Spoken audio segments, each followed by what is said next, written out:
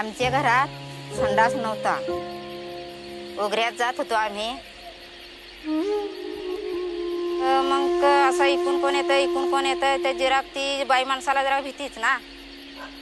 रात्र पडली, साप इंचू तो त्याची जरा भीती।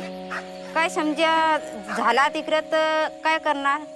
मग माझ्या घरानं आई, माझा भाव आहे अपंग, त्याला मग असा बाजूला न्यायला लागत होता एकटी कमावायला। असं मला वाटायचा का संडास घरामध्ये बांधावाच। परसतची किंवा नाही मला थोडी मदत दिली